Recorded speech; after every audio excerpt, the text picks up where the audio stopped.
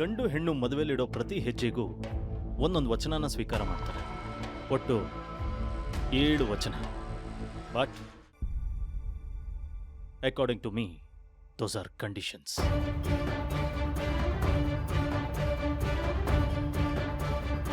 ಆದರೆ ನೀವು ಏಜಿನ ಮದುವೆ ಆಗಬೇಕು ಅಂದರೆ ಏಜೆ ಮಾಡಿರೋ 7 ರೂಲ್ಸ್ ಇದೆ. ಅಂದರೆ 7 ಕಂಡೀಷನ್ಸ್. ಈ 7 ಕಂಡೀಷನ್ಸ್ಗೆ ಯಾರು ಸೈ ಅಂತಾರೋ ಅವ್ರಿಗೆ ಕಣ್ಮುಚ್ಕೊಂಡು ನಾನು ತಾಳಿ ಕಟ್ತೀನಿ. ಅವರು ನನ್ನ ಈ 3 ಜನ ಸೊಸೆಯಂದಿರಿಗೆ ಅತ್ತೆ ಆಗ್ತಾರೆ. ನನ್ನ ಅಮ್ಮನಿಗೆ ಸೊಸೆಯಾಗಿ ಈ ಮನೆಯೊಳಗೆ ಕಾಲಿಡ್ತಾರೆ.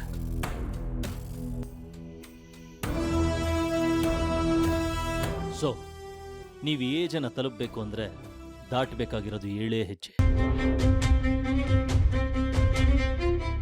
Just 7 steps.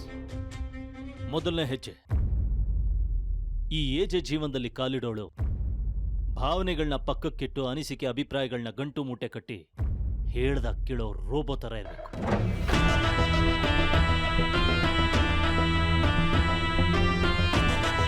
ಆ ರೋಬೋ ರಿಮೋಟು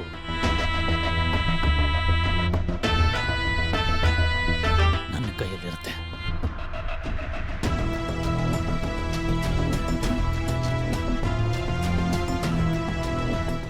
ಎರಡನೇ ಹೆಜ್ಜೆ, 3 ಗಂಟೆ ಹಾಕಿಸ್ಕೊಳ್ಳೋಕೆ ತಯಾರಾಗಿರೋ ಹುಡುಗಿ 3 ವಿಚಾರನ ಮರಿಬಾರ್ದು.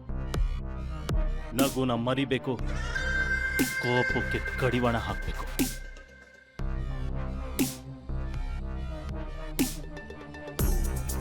ಅಯ್ಯೋ, ಅಳತೆ ಬಿಟ್ಬಿಟ್ರು.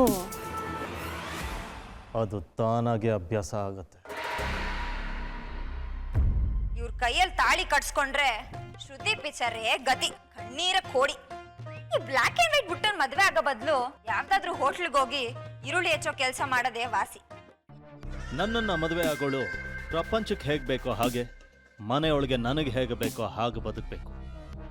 ಬೆಳಕರಿಯೋದಕ್ಕೂ ಮುಂಚೆ ಎದ್ದೇಳಬೇಕು, ಹೇಳಕ್ ಮುಂಚೆ ಕೆಲಸ ಮುಗಿಸಿರ್ಬೇಕು, ಸೇವೆಗೆ ಸೀಮಿತವಾಗಿರಬೇಕು.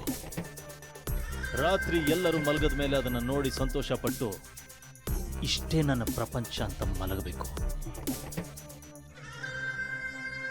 ಸಿಂಪಲ್ ಆಗಿ ಹೇಳಬೇಕು ಅಂದರೆ ಹೊರಗಿನ ಜಗತ್ತಿಗೆ ಶೋ ಪೀಸ್, ಮನೆಯೊಳಗೆ ಕೆಲಸದೊಳ ಥರ ಇರಬೇಕು.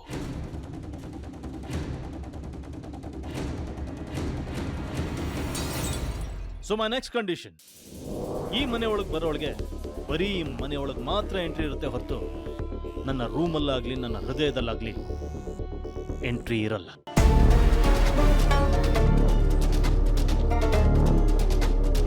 ಈ ಮನೆಯಲ್ಲಿ ಸೊಸೆ ಸ್ಥಾನ, ಸೊಸೆಯಂದಿರಿಗೆ ಅತ್ತೆ ಸ್ಥಾನ 2 ಸಿಗುತ್ತೆ. ಆದರೆ ತಾಯಿ ಸ್ಥಾನ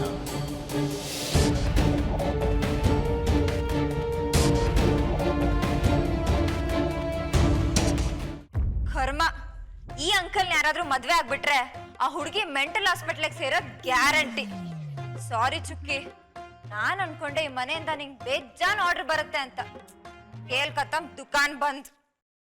condition number 5,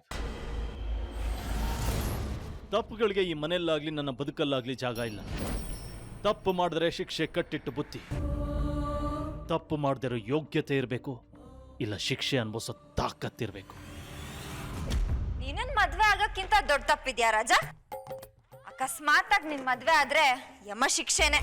my next condition and very important condition, ನನಗೆ ಹೆಂಡತಿಯಾಗಿ ಬರೋಳು ನನಗೆ ಹೆಂಡತಿಯಾಗಿ ಮಾತ್ರ ಇರ್ತಾಳೆ.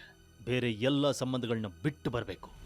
ಅಂದ್ರೆ ಅಪ್ಪ ಅಮ್ಮ, ಅಕ್ಕ ತಂಗಿ, ಅಣ್ಣ ತಮ್ಮ, ಫ್ರೆಂಡ್ಸ್, ರಿಲೇಟಿವ್ಸ್, ಈ ಎಲ್ಲ ಸಂಬಂಧಗಳನ್ನ ಕಡ್ಕೊಂಬರ್ಬೇಕು. ಸಂಬಂಧ ಅಪ್ಪಿ ತಪ್ಪಿ ನಿಮ್ಮಂತವ್ರ ಜೊತೆ ಸಂಬಂಧ ಬೆಳೆಸ್ಕೊಂಡ್ಬಿಟ್ರೆ ಉದ್ಧಾರ. ಕೊನೆ ಕಂಡೀಷನ್, ನನ್ನ 6 ಕಂಡೀಷನ್ಸ್ಗೆ ಒಪ್ಪಿಗೆ ಇದ್ರೆ ನನ್ನ ಜೊತೆ ಇಡೋ ಪ್ರತಿ ಹೆಜ್ಜೆ ಹೂವಿನ ಹಾಸಿಗೆ ಮೇಲೆ ಇಟ್ಟಾಗಿರಲ್ಲ.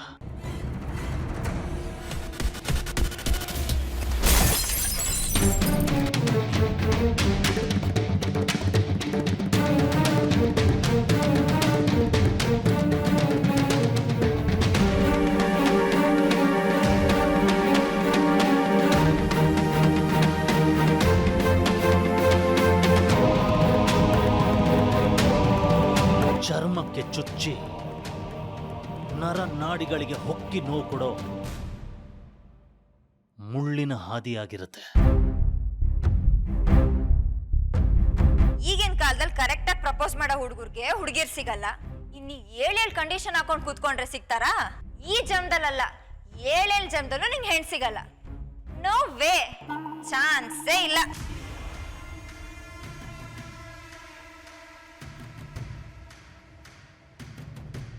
ಈಗ ಹೇಳಿ, ನನ್ನ 7 ಕಂಡೀಷನ್ಸ್ಗೆ ಒಪ್ಕೊಂಡು ನನ್ನ ಅಮ್ಮನಿಗೆ ಸೊಸೆಯಾಗಿ, ನನ್ನ ಸೊಸೆಯಂದಿರಿಗೆ ಅತ್ತೆಯಾಗಿ, ನನಗೆ ಹೆಂಡತಿಯಾಗಿ ಬರೋದಕ್ಕೆ ಯಾರು ರೆಡಿ ಇದ್ದೀರಾ? ಧೈರ್ಯ ಇದ್ರೆ ಧಾರಾಳವಾಗಿ ಮುಂದೆ ಬರ್ಬೋದು.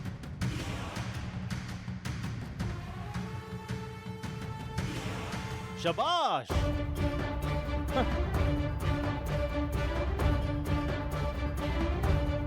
ನಾನು ಹಾಕಿರೋ 7 ಕಂಡೀಷನ್ನ ಕೇಳಿದ್ಮೇಲೂ ಈ ಹಾದಿಲ್ ನಡೆಯೋದಕ್ಕೆ ಸಿದ್ಧವಾಗಿ ಬಂದಿದ್ಯಾ? ಯಾವ ಕಂಡೀಷನ್? ಏನ್ ಸಿದ್ಧವಾಗಿ ಬರೋದು? ಅಮ್ಮ, ನಿನ್ನ ಮುಖ ನೋಡಿದ್ರೆ ಹೇಳ್ಬೋದು ನೀನ್ ಯಾಕೆ ನನ್ನ ಮದುವೆ ಆಗಿ ಬಂದಿದ್ಯಾ ಅಂತ. ನನ್ನ ಆಸ್ತಿ ನನ್ನ ಅಂತಸ್ತಿಗೆ ಹೌದು ತಾನೆ? ಹೌದು ತಾನೆ?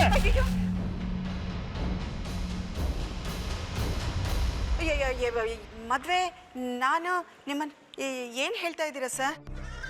ನಾನ್ ಕರೆದ ಕೂಡ್ಲೆ ಲೀಲಾಜಾಲವಾಗಿ ಬಂದು ನಿಂತ್ಕೊಂಡಾಗ್ಲೇ ಗೊತ್ತಾಯ್ತು. ಅಡುಗೆ ಮನೆಯಲ್ಲಿ ಮುಸ್ರೆ ತಿಕ್ಕೋ ಈ ಕೈ ಕೆಳಗೆ ಆಳು ಕಾಳುಗಳನ್ನ ನಿಭಾಯಿಸೋ ದೌಲತ್ತನ್ನ ಗಿಟ್ಟಿಸ್ಕೊಳಕ್ ಬಂದಿದ್ಯಾ? ಯೋಗ್ಯತೆ ಮೀರಿ ಫಿಟ್ಟೆ ಆಗಿರೋ ಪಟ್ಟಕ್ಕೆ ಆಸೆ ಪಟ್ಟು ಬಂದಿದ್ಯಾ, ರೈಟ್? ಏನ್ ಮಾತಾಡ್ತಾ ಇದ್ದೀರಾ ಸರ್? ಸ್ವಲ್ಪ ಮರ್ಯಾದೆ ಕೊಟ್ಟು ಮಾತಾಡಿ.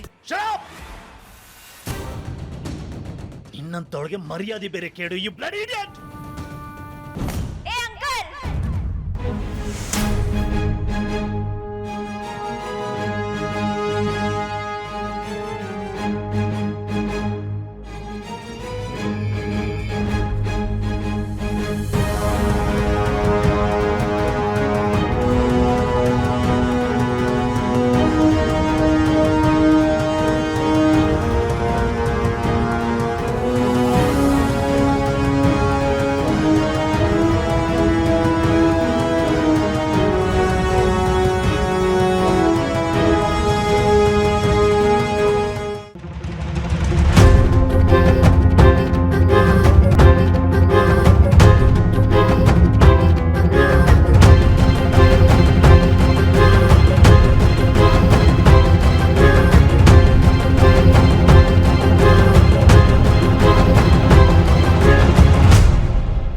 ಇನ್ನು ಗ್ಯಾರಂಟಿ ಹಿಟ್ಲರ್ ಕಲ್ಯಾಣ